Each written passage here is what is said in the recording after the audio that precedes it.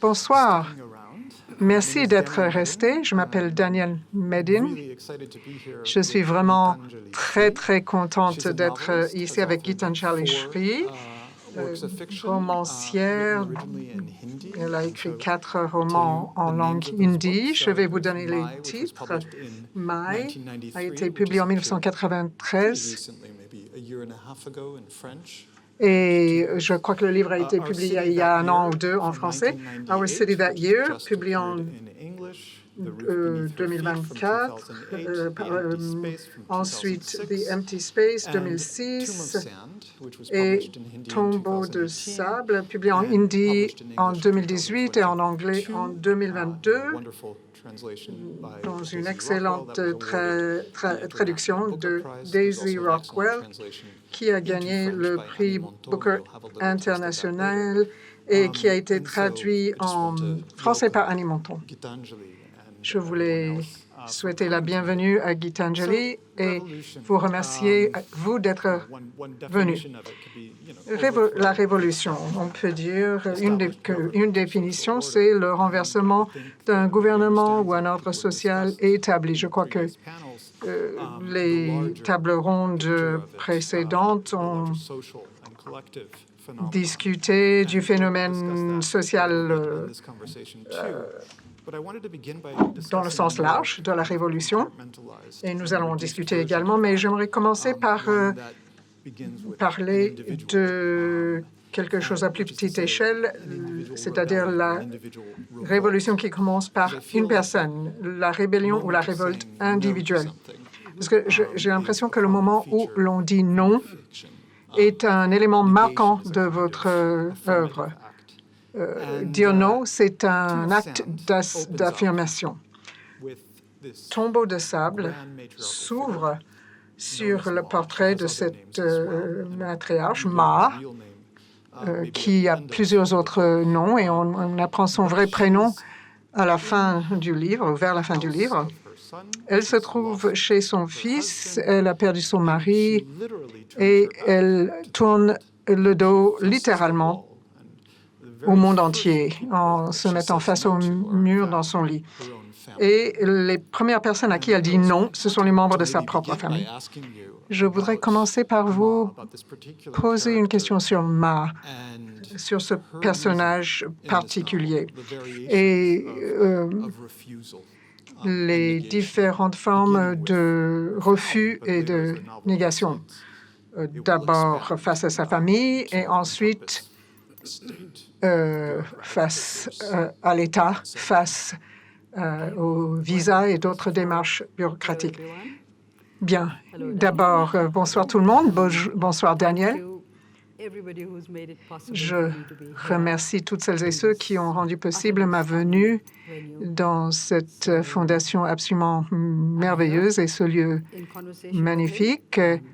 Je suis ravie de participer à cette discussion avec Daniel et j'espère que nous allons pouvoir interagir également et que des idées intéressantes en sortiront. Bon, vous avez compris que le mot « non » est un mot important dans mon œuvre. C'est un mot récurrent. Il trouve beaucoup d'échos. Alors, j'aimerais dire quelque chose de frivole et de sérieux. Je viens du pays de Gandhi, qui avait érigé en art la non-coopération. Il disait non, je n'accepte pas, non. Donc, je pense que le personnage de Ma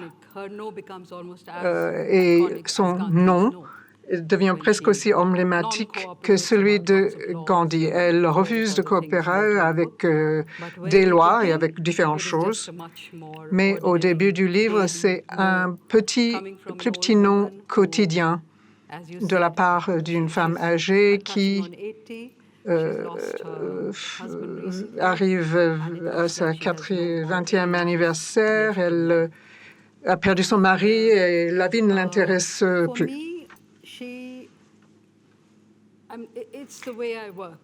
Pour moi, c'est mon processus de création.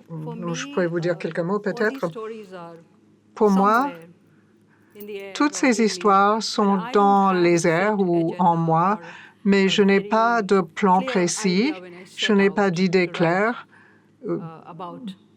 quand je commence à écrire de l'orientation que va prendre l'écriture. J'attends que le motif se présente à moi. Et ce motif qui s'est présenté, c'était une femme âgée. Une femme âgée, on peut en trouver dans la plupart des familles. Et souvent, ces personnes ne trouvent plus d'intérêt dans la vie. On essaie de les faire se lever, on essaie de les intéresser à la vie et ces personnes se mettent contre le mur comme si il n'y avait plus rien à attendre de la vie. Cette image m'a permis de me lancer dans l'écriture de ce roman. Mes romans, l'intrigue de mes romans se déroule souvent dans des foyers familiaux. Peut-être parce que ces foyers sont des espaces clos qui sont séparés de ce qui se passe à l'intérieur, mais non, ce n'est pas ça, parce que ces foyers sont un microcosme du monde. Alors, on peut dire que suivre une histoire qui se déroule dans une famille amène aussi tout ce qui se passe à l'intérieur. Alors, Ma se trouve dans la maison familiale, elle ne s'intéresse plus à la vie, elle tourne le dos à la famille, à son fils, à ses petits-enfants. Tout le monde essaie de l'encourager à se lever. Elle dit non, non, non, non, je ne veux pas me lever. Non, je ne veux pas me lever, il fait froid. Et elle s'enroule dans sa couette et le livre commence sur cette image. C'est une image qui a commencé à évoluer, ou plutôt, il y avait un doute sur la manière dont elle disait non. Elle se poussait vers le mur. Est-ce qu'elle dit non à la vie ou est-ce qu'elle dit non seulement à la famille qui lui fait face? Est-ce qu'elle essaie de rentrer dans le mur parce que sa vie est terminée? Ou est-ce qu'elle veut plutôt creuser un trou et se retrouver de l'autre côté du mur où elle pourra se réinventer? Alors, au début, quand vous avez écrit cette scène, vous ne saviez même pas s'il s'agissait simplement d'un deuil. Ce sont les premières pages du livre, on ne la connaît pas encore. Oui, pourquoi ce ne serait pas le deuil qui la met dans cet état? Alors, nous avons une femme qui dit non pendant longtemps et petit à petit, elle commence à dire non à autre chose. Cela l'amène de l'autre côté du mur, au plan figuré, vers d'autres choses, et c'est le début du roman, le véritable début. Le monde de la littérature internationale est étrange. Il y a un laps de temps entre la publication d'un livre et sa parution dans une autre langue. Nous parlons de Tomb of Sand. Je viens de finir la lecture de Our City That Year, qui vient d'être publié seulement en anglais. Et c'est intéressant parce qu'à la fin de ce roman, il y a un homme âgé qui tourne le dos au monde, il regarde le mur, et ce parallèle est intéressant. Ces deux images sont très puissantes.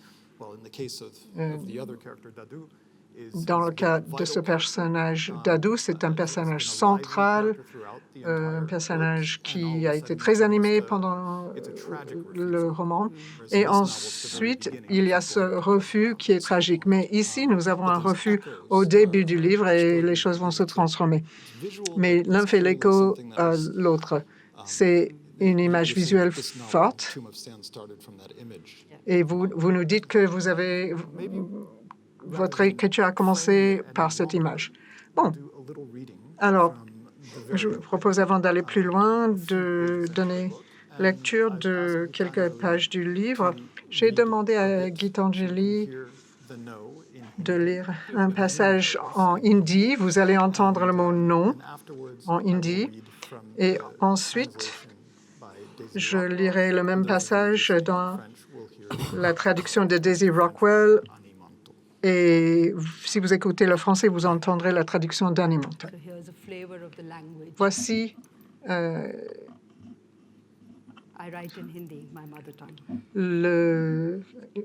ma langue, le hindi, dans laquelle j'ai écrit. गठरी लिहाफ में ढुकी बुदबुदा देती नहीं अब तो मैं नहीं उठूंगी अब नहीं उठूंगी नहीं चंद शब्द जिनमें बच्चे घबरा रहे थे माँ मर रही थी शब्द होते क्या हैं जी ध्वनि जिसमें वे अपने मतलब झुला देते हैं जिनका कोई प्रमाण नहीं होता अपनी राह निकल लेते हैं मरते तन और मन के अवसाद से उपजे अपने मतलब का उलट मतलब पकड़ लेते हैं बोया बीज खजूर का खिला वहाँ गुड़हल अपने ही संग दंगल अपने ही खेल में रत अभी नहीं उठूंगी कि डर और मर से कौन खेल रहा था यांत्रिक ये शब्द तांत्रिक हो चले और माँ कह वो रही थी पर वो था कुछ और या हो गया नहीं मैं नहीं उठूंगी अब तो मैं नहीं उठूंगी अब तो मैं नहीं उठूंगी अब तो मैं नहीं उठूंगी अब मैं नहीं उठूंगी अब तो मैं नहीं ही उठूंगी thank you Merci.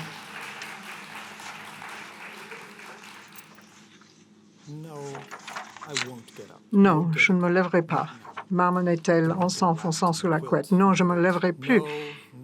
Cette affirmation les secoua et les enfants se mirent à redoubler d'insistance. Malheur de malheur, leur mère, Amma, père est parti et il l'avait emmené. Ne passez pas votre temps à dormir, levez-vous.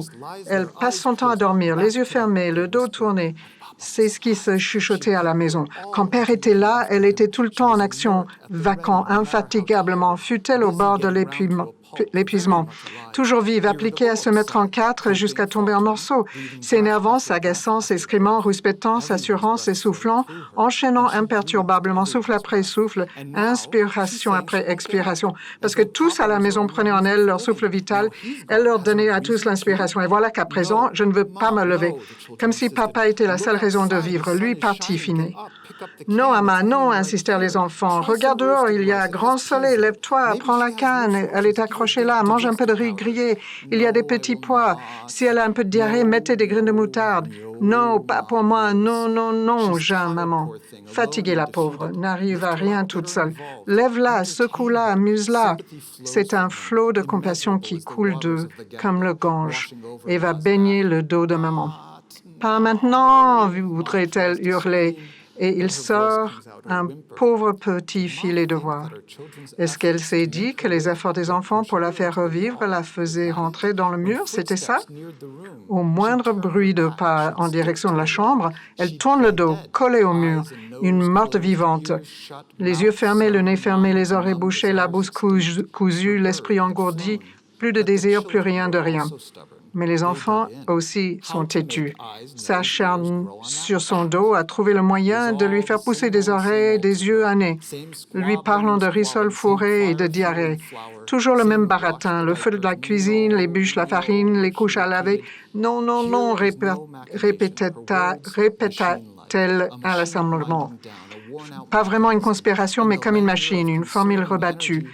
Travaillant dans sa léthargie à s'économiser sur tous les tableaux, elle reprend sans énergie ses ronchonnements.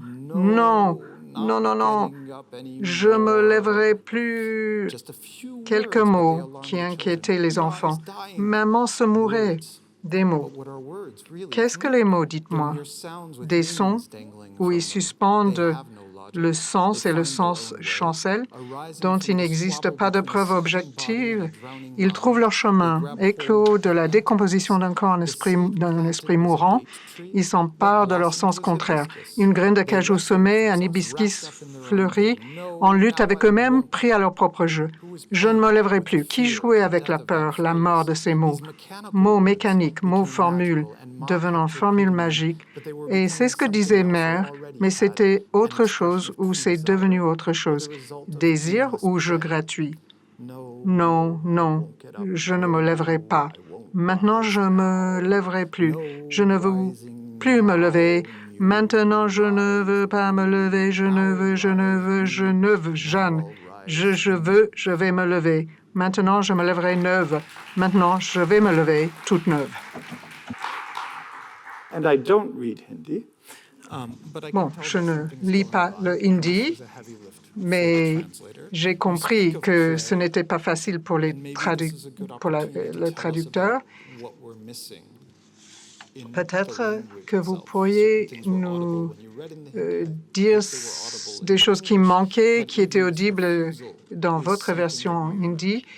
Ce refus, c'est quelque chose avec lequel vous jouez comme si c'était un peu de l'argile. C'est devenu un jeu de sons. Bon, je me permets une parenthèse. Et il y a un grand linguiste chercheur en langue, Bhartrhari, en Inde, qui parle de l'éphémérité des langues, de la langue. Il dit il n'y a pas de synonyme. Il n'y a aucun mot qui signifie exactement la même chose qu'un autre mot. Chaque mot, en plus, a plus d'une acception. Alors, qu'est-ce que cela nous permet de faire? Je trouve cela fascinant. Et dans mon parcours d'écrivaine, le langage est devenu une entité vivante. J'adore jouer avec les mots qui, pour finir, ont leur propre vie, leur propre pouvoir. Fairly organically, but you know, in Hindi, the word for no is nahi. But in conversation, you say nahi, nahi, nahi, and the word for new is nahi. So actually, if you keep on saying nahi, nahi, this is nahi, and this is nahi. So it's the context which really decides it. The sound can become almost the same. So that play just got into the narrative, you know, from nahi to nahi to nahi. So she's saying no, and then she's saying new. I will only get up new. No, I will not get up. No, I will not get up. New, I will get up. Only new. That will take 200 pages, but she will get up, and it will be anew. Yeah. It's interesting as well because I think you can hear in this opening a stylistic feature, a way that you narrate that I admire greatly because it also sort of it's a form of narration that feels novel to me, which it's very oral, it's very vocal, and in the English, it's very difficult to distinguish who is speaking. It's not choral, it's not a form that I'm familiar with. If anything, it feels idiosyncratic sui generis, and it's in the two novels that I have read by you. And what's extraordinary about that is simply, for example, in the instance that I read aloud, you can tell at different moments these are members of the family who are posing questions or speaking amongst themselves, speaking to one another. It moves back and forth between Ma, who's speaking, and these other voices. And you've done this at many different levels. This happens later on in this novel. On le constate plus tard dans d'autres romans. Il y a un roman qui se situe essentiellement dans une université à un moment de grands troubles. Et vous semblez à ce moment-là attraper des forces différentes. Et vous dites, si vous commencez par la famille, si vous commencez par montrer comment les gens interagissent dans ce microcosme, vous pourrez aussi alors donner une vision plus large.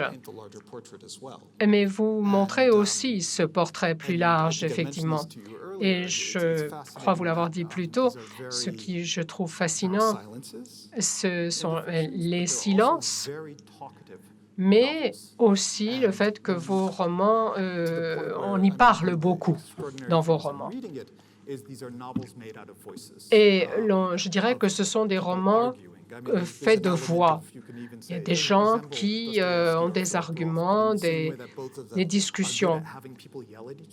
Les gens se crient dessus, ils s'aiment, et tout est très vocal, tout est dit. Et on voit aussi dans la famille, mais aussi des collègues qui parlent de politique. Partout, on parle. Et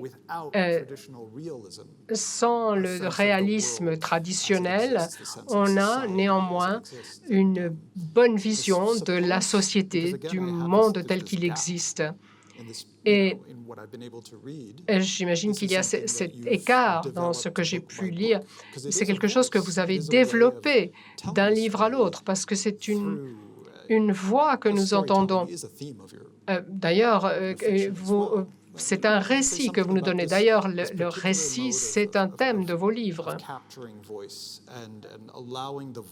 Donc, vous permettez aux voix de s'exprimer, de faire beaucoup de bruit et de raconter leur propre histoire. C'est ce que j'essaie, Daniel, mais je ne suis pas certaine d'avoir une réponse facile à donner. D'abord, je viens d'un pays où la culture est très orale. Aujourd'hui encore. En hindi, on dit dhwani. Nous, la cadence de la langue est très importante. Et je l'ai peut-être intégré dans ma culture, dans mon imagination. Ce n'est peut-être pas toujours conscient. La cadence de la langue, pour moi, a toujours été très importante. Et donc, les sons de la parole. Deuxième chose, c'est que j'ai aussi travaillé dans le théâtre avec une troupe. En fait, je travaille avec une troupe de théâtre. Je n'appartiens pas au monde du théâtre parce que je ne suis pas... je ne crée pas des pièces que je donne à des acteurs. C'est plutôt un travail collaboratif. Mais encore une fois, cette expérience de l'expression par les mots a certainement joué dans mon écriture. Et une troisième chose, je ne crois pas que ce soit une évolution linéaire, comme vous l'avez dit, au cours des années. Non, c'est ma méthode de travail, ma façon de travailler. Et ça a peut-être toujours été ma façon de travailler, qui se renouvelle à chaque fois. Mais ça vient aussi du fait que les mots sont mes outils de travail, sont ma force. Mais ils sont aussi ma principale faiblesse. Parce que les mots ne servent plus qu'à véhiculer des messages. Donc, il y a une certaine attente. Si vous utilisez des mots pour vous exprimer par des mots, on veut savoir qu'est-ce que vous dites exactement, quel est le message. Le problème ne se pose pas pour un musicien dans la même mesure ou pour un artiste visuel. Donc, c'est une forme d'oppression pour moi. Les mots ne sont plus qu'un outil fonctionnel.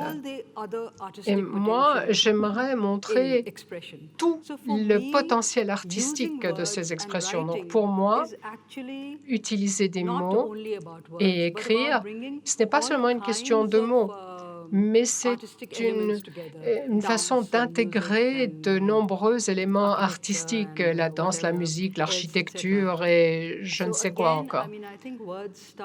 Donc, les mots jouent un jeu de sons différents. Bon, je crois que j'ai pris une tangente ici. Mais bon, j'ai pris quelques notes, même si je ne suis pas vraiment réponds pas à ces questions, j'ai mes propres notes. Mais tout ça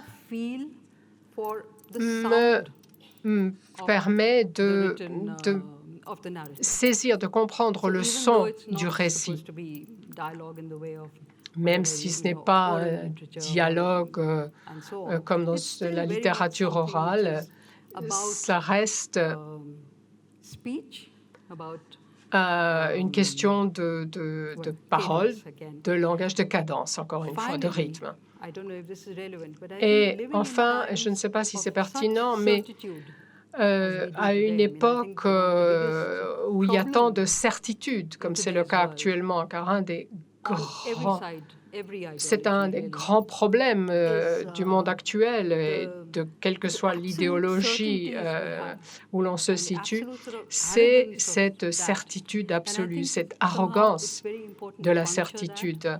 Et je pense que c'est important de percer cela, de casser cela, de contrer ceci avec cela. Et c'est ce que je veux faire en apportant toutes ces voix différentes qui entrent en scène, mettent en doute la parole de l'autre, demandent que l'on repositionne, que l'on réimagine, et c'est ce qui crée cette atmosphère dont vous avez parlé. C'est une façon de se rebeller contre les certitudes de notre époque. On parle de politique et d'histoire à travers vos livres. Et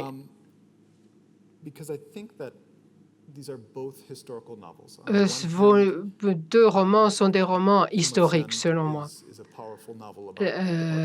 Tombeau de sable, c'est un récit de la partition, on y viendra, mais quand Ma revient, neuve, elle commence une vie nouvelle et elle fait des choses que sa fille, très moderne, très libérale, trouve choquantes. Et à la fin du roman, elle passe la frontière, va au Pakistan pour redécouvrir des éléments de son passé dont le lecteur qui vient de lire 600 pages ignorait tout, comme sa famille d'ailleurs, et qu'elle révèle progressivement dans son voyage. Et Our City That Year, le titre le dit, exprime un passé allégorique de cette ville cette année-là. Donc, c'est l'Inde de la destruction du temple cette année-là. Mais ce titre, qui est une allégorie, contrairement à ce que pourrait laisser penser la date de sa publication, est en fait une histoire de nuances, de multiplicité qui sont toutes écrasées, amalgamées par une volonté politique. Donc, et c'est un roman historique qui traite d'éléments historiques. C'est un genre également dans la littérature, la partition. Et j'ai l'impression qu'il y a dans ces deux romans une perspective féminine. C'est peut-être une chose que j'imagine, mais et ça me fait penser à l'homme révolté. Quelles sont les motivations de la révolution ou de la rébellion? Et ça me fait penser aussi, il y a un élément de la femme révoltée, parce que la perspective féminine est centrale. C'est une femme qui donne son commentaire des événements. Et il y a un écrivain Shruti qui est dans la ville cette année-là, et au long de l'année, Et il y a des émeutes, une tension croissante, mais cela se passe de l'autre côté de la ville. Et pourtant, cette violence se rapproche et est reflétée également dans la violence du langage, dans la violence des liens entre les personnes. Et les identités se compliquent. Vous êtes soit hindou, soit musulman. Et la narratrice doute sans cesse. Elle se sent tenue de rapporter ce qui se passe, mais ne sait trop comment le faire. Je ne connais pas grand-chose à l'histoire et à la littérature indienne, mais avez-vous le sentiment que cette perspective féminine sur les questions historiques, qu'il s'agisse de la partition ou de l'histoire des 50 dernières années de l'histoire, manque, qu'il y a cette absence? Et je pose la question de la manière la plus souple possible. Je ne veux pas que l'on pense que ces livres sont une histoire avec un angle féministe. Ce sont simplement d'excellents romans. Mais c'est une femme qui s'efforce d'exprimer ce qui se passe dans ce pays et de le faire en donnant la perspective de ces personnes et de cette perspective féminine.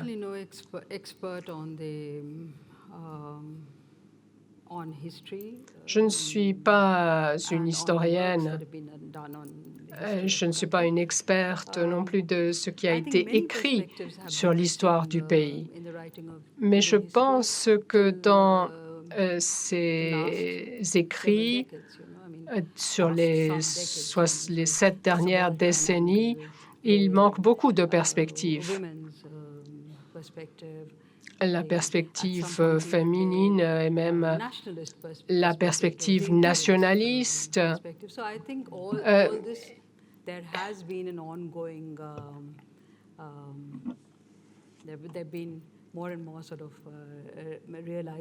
De plus en plus, on en prend conscience et de nouvelles études ont été faites et beaucoup de femmes ont écrit des choses très importantes sur des textes universitaires, sur la partition et sur les dernières décennies. Alors, bien sûr, il y a des lacunes et il y a l'histoire, la perspective Dalit, donc des castes inférieures qui surgissent, qui montent à la surface maintenant. On en parle de plus en plus. En ce qui concerne mon œuvre, je peux le dire à propos de littérature, mais à propos de mon travail aussi. La littérature traite rarement du présent, de l'immédiat. Mais elle traite de choses plus larges, d'un phénomène du contexte. Quand on parle vous dites que c'est la démolition du temple qui est le sujet de Our City That Year, je dirais non. Ce n'est pas ça. C'est l'histoire de liens compliqués entre les musulmans et les hindous qui, en Inde, ont vécu ensemble pendant des siècles, avec des périodes d'hostilité et puis des périodes de paix, et cela passe de l'un à l'autre. Et qu'est-ce qui les divise, qu'est-ce qui les rapproche?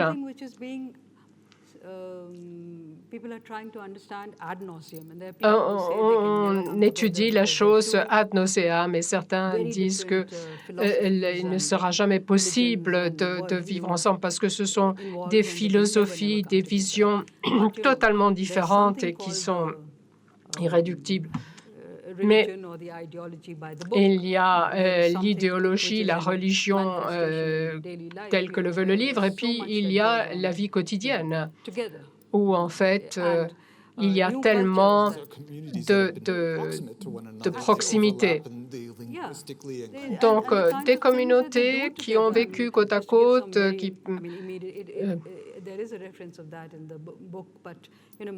dans le livre, il en est question.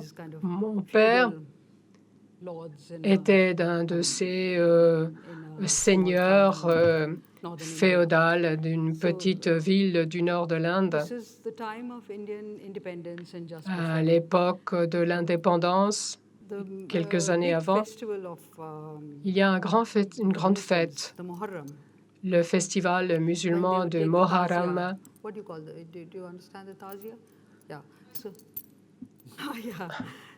Inaudible pour les interprètes, malheureusement. Donc, il y a une procession. On sort le tazia et puis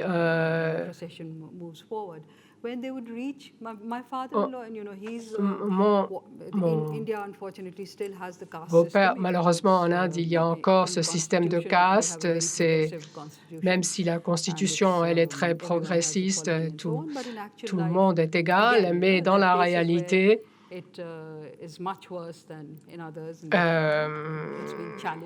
ça peut différer, être différent. Il y a des ans où l'égalité est contestée et d'autres non. Et mon beau-père était vraiment de la caste supérieure, de celle des prêtres. Et la procession musulmane arrivait avec le tazia devant chez mon beau-père, où elle s'arrêtait. Et le tazia était déposé. Et quelqu'un sortait et prenait le tazia et ensuite il avançait.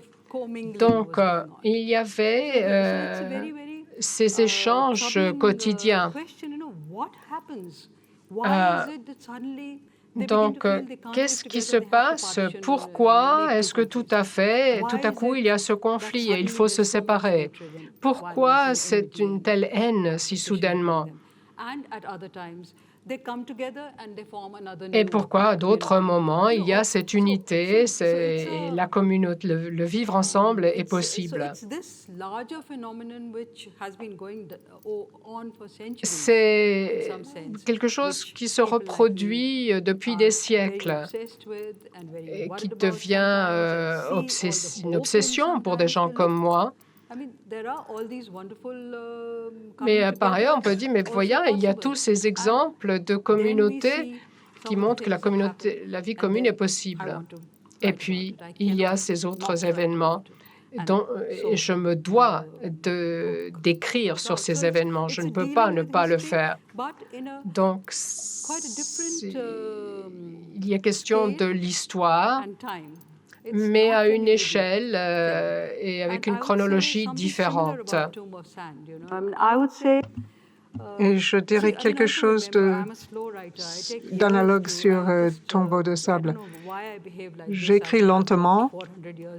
Je ne sais pas pourquoi, mais j'ai toujours l'impression d'avoir 400 ans devant moi.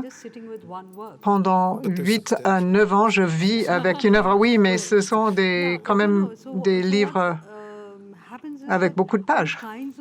Alors,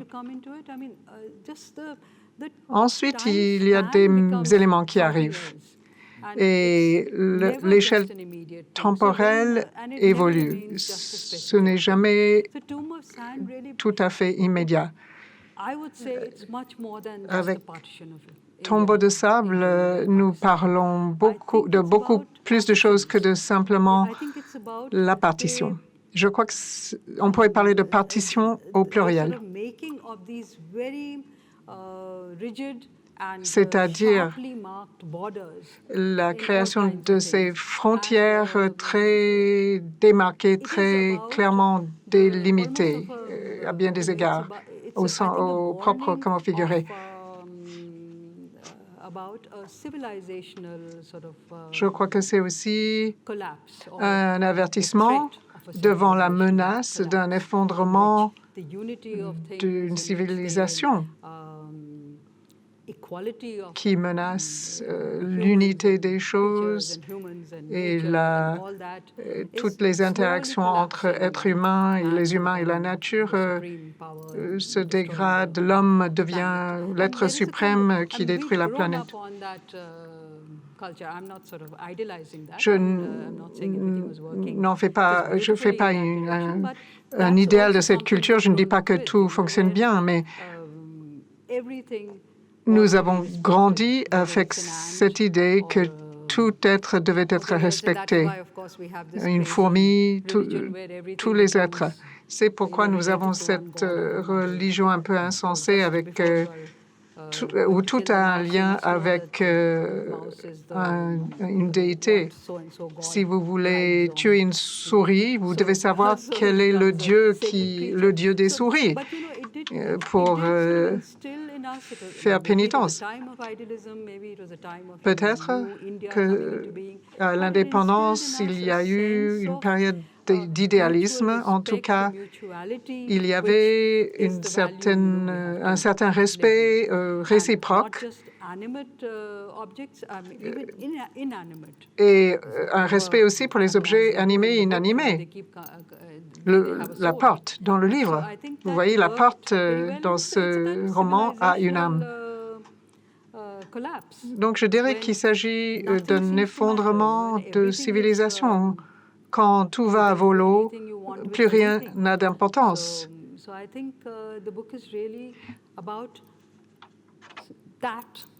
Pour moi, le livre parle de cela,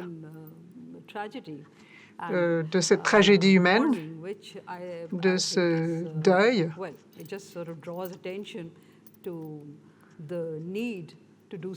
qui plaide pour une action, oui, mais avec humour et avec une très grande humanité.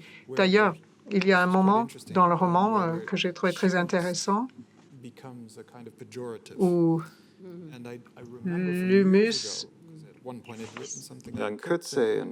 l'humanisme devient un terme péjoratif. Je me souviens que dans d'autres pays, par exemple en Afrique du Sud, à l'époque de l'apartheid, être humaniste était très indésirable. Et c'est peut-être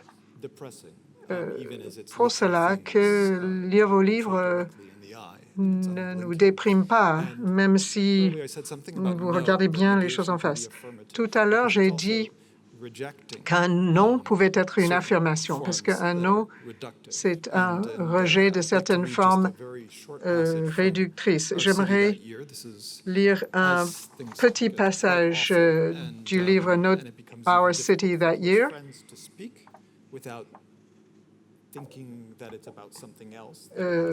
où les amis qui se parlent doivent penser à la politisation de ce qu'ils disent,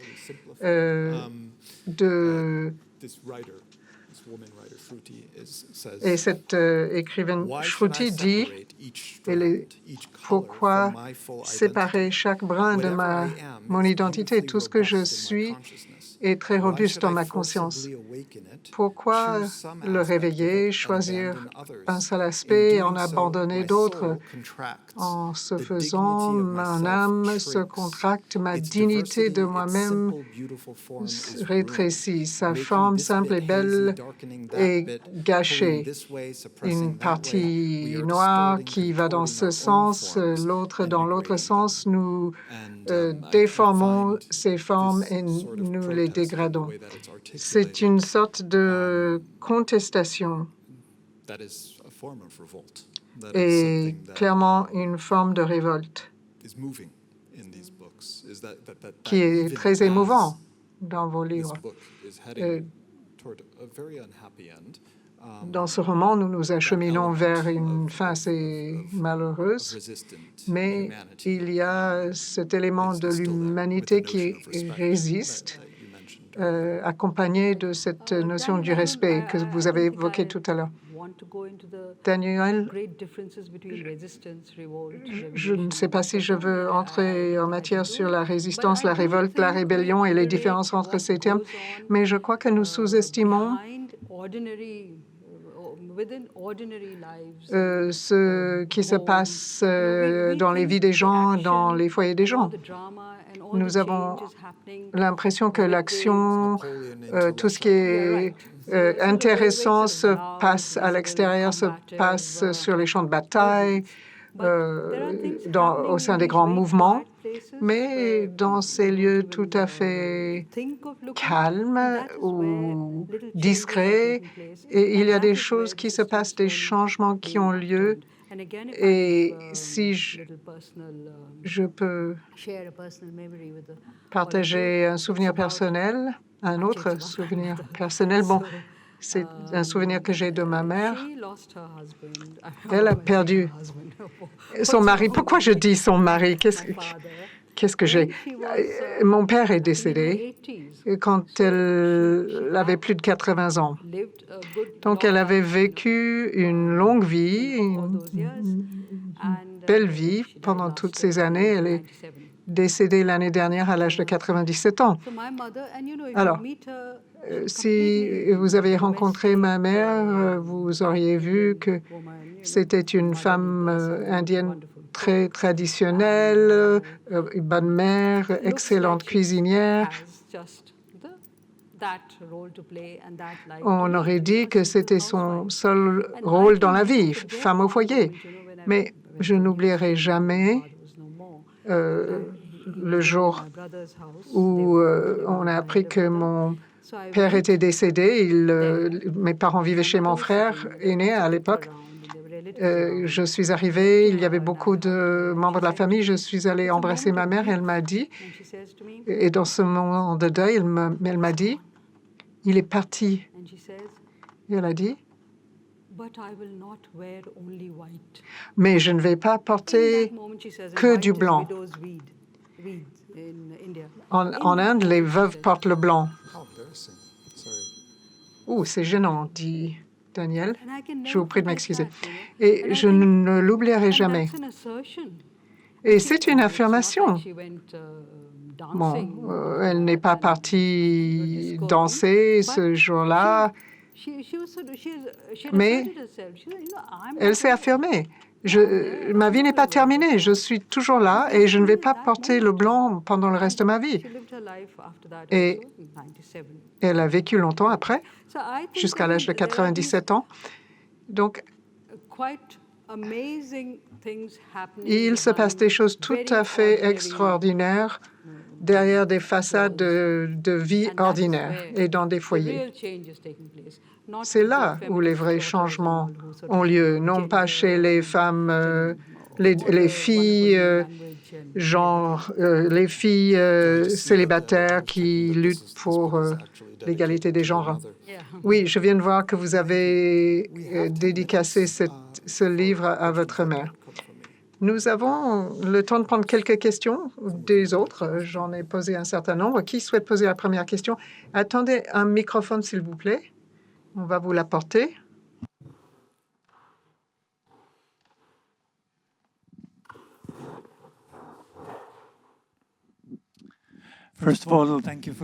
Tout d'abord, merci de nous avoir fait partager la musique de votre langue maternelle. C'était magnifique. Je ne connais pas le hindi, mais est-ce qu'il y a une langue ou un langage hindi pour les femmes et un autre pour les hommes, comme c'est le cas pour certaines langues? Et j'ai une deuxième question sur le système des castes. Est-ce que vous savez tout de suite à quelle caste appartient une personne dès que vous la rencontrez? Et j'irai plus loin. Est-ce que vous pouvez jouer de cette question de caste dans la manière dont les gens s'adressent les uns aux autres dans vos romans? On peut répondre à la question sur la langue. Il n'y a pas de différence entre le langage des femmes et celui des hommes dans la langue hindi. C'est une langue impure. La langue originale, c'était le sanskrit.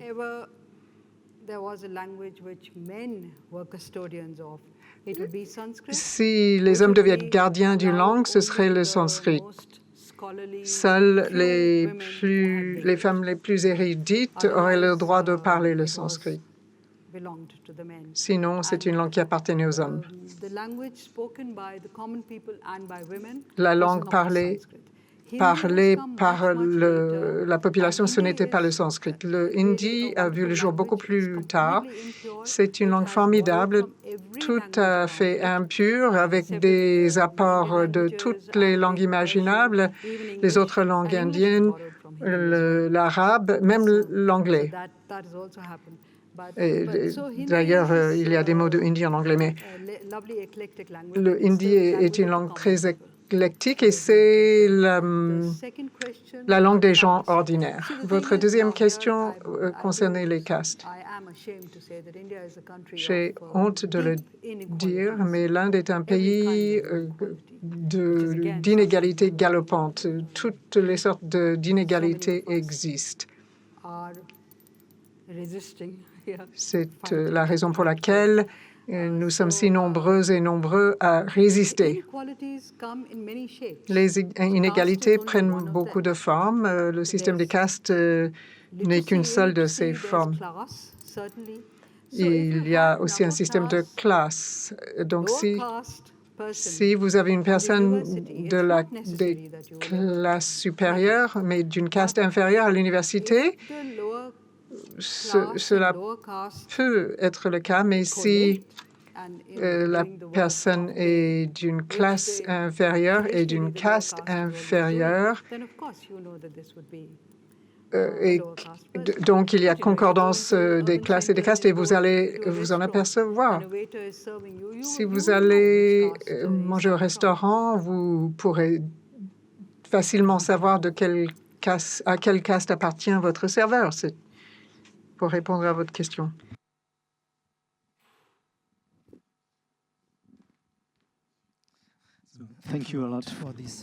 Merci beaucoup de cette discussion et de la lecture des extraits de vos livres. J'ai une question concernant la littérature du monde. C'est peut-être une question trop générale, mais je me lance. Gitanjali, vous êtes devenu assez célèbre, non pas uniquement pour votre prix international Booker, mais pour vos livres en traduction. Cela a été une véritable reconnaissance de votre littérature et c'est en grande partie grâce à votre traductrice Daisy Rockwell. Ma question porte sur la relation entre la littérature indienne et la littérature en anglais et l'équilibre entre les deux. Un historien indien reconnu a dit Kalidasa et le Shakespeare de l'Inde, mais on ne dira jamais que Shakespeare était le Kalidasa de l'Inde. Pensez-vous qu'un jour cela puisse changer et qu'un jour l'on parle d'une écrivaine européenne en disant c'est la Gitanjali européenne, ou est-ce que vous pensez que ça ne changera jamais? Oui, bon.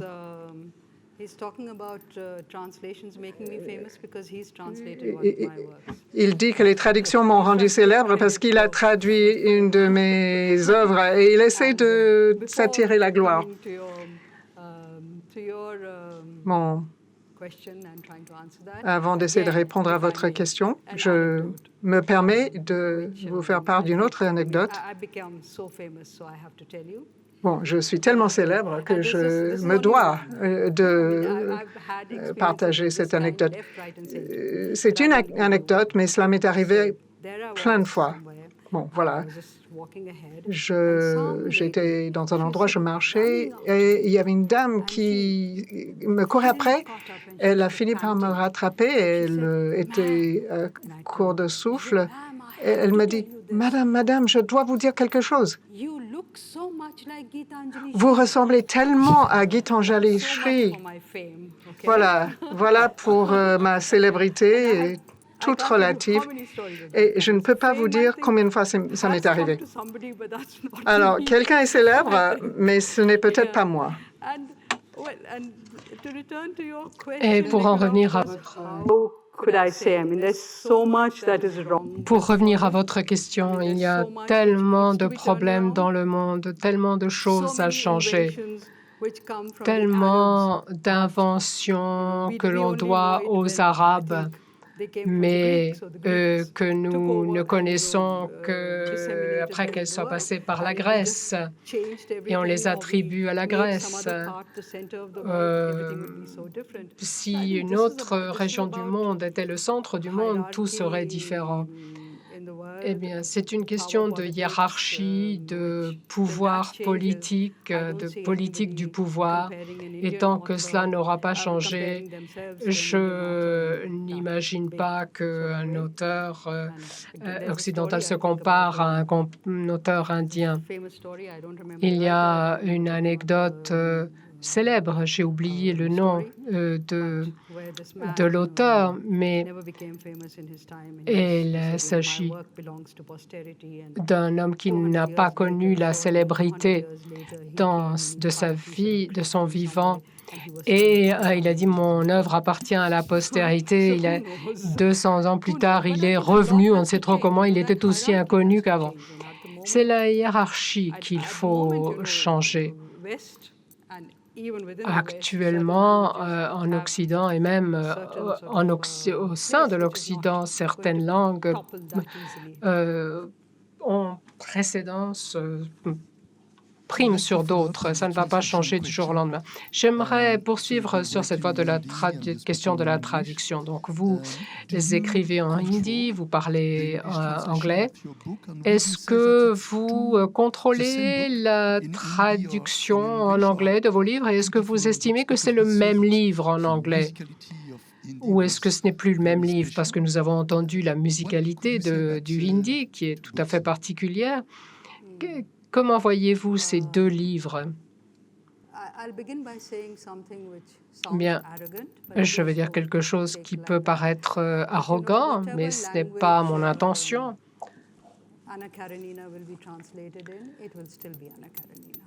Vous pouvez traduire Anna Karenina dans n'importe quelle langue, ce sera toujours Anna Karenina. Et si ça n'est plus Anna Karenina, si c'est autre chose, si on ne peut plus, si ça ne correspond plus à Anna Karenina, alors ce n'est plus ce livre. Mais ça ne risque pas de se produire, je crois. Cela étant dit, ça me rappelle que quelqu'un a dit une bonne traduction, c'est la réplique exacte de l'original, mais tout en étant différent. Tous les mots ont été changés, dit Daniel. Alors oui, c'est différent, oui, mais c'est aussi le même livre. Est-ce que je contrôle la traduction? Non. Parce que oui, je m'exprime en anglais, mais ça ne veut pas dire que je maîtrise l'anglais, que j'ai la même agilité dans la langue que peut l'avoir un traducteur. J'aurais peut-être pu, en anglais, c'est la seule langue où j'aurais cette possibilité, mais je ne l'ai pas fait. Sur le titre, oui, Red Samadhi. Red, ça veut dire sable en hindi, et Samadhi, c'est un concept spirituel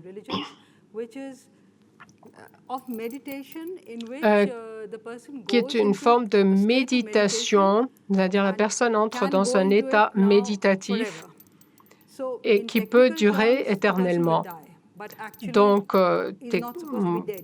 techniquement, la personne meurt, mais en fait, non, c'est censé être une transcendance vers un autre monde. Donc, samadhi, ce n'est pas la mort, donc ce n'est pas un tombeau. Mais il n'y a pas de terme approprié en anglais pour traduire samadhi. Et donc, j'aurais voulu que l'on garde le terme samadhi comme on l'a fait en français avec un sous-titre. Mais la maison d'édition dit, mais vous savez, on a tellement tendance à insister sur l'aspect exotique de l'Est. Alors, si on voit samadhi, on va penser que c'est une histoire de gourou, de yoga ou de spiritualisme ou de je ne sais quoi. Et donc, je voulais que ce soit un roman comme les autres. C'est la raison pour laquelle ce titre a été retenu. Mais généralement, non, je ne me mêle pas de la traduction. Dans le cas de Daisy, il y a deux choses qui ont particulièrement bien marché. Ma langue n'est pas pure. Et même cette langue qui est déjà impure, je l'utilise de manière encore plus impure. Et même les gens qui parlent le hindi me reprochent l'usage que j'en fais. Parce que je mélange un peu toutes les langues auxquelles je suis exposée, même le français parfois. Et cela a libéré Daisy d'une certaine manière. Elle a pu, elle aussi, prendre toutes ses libertés. Si moi, je lançais un mot en anglais, elle pouvait mettre un mot en hindi. Donc, je pense qu'elle a fait un travail magnifique. Oui, c'est une magnifique traduction. Il y a 3 définitions du titre quand on ouvre le livre. Merci à tous d'être venus. Je vous rappelle que les livres sont en vente et que Madame Ganitanjali sera là pour les signer, si vous le souhaitez. Merci. Merci, Daniel.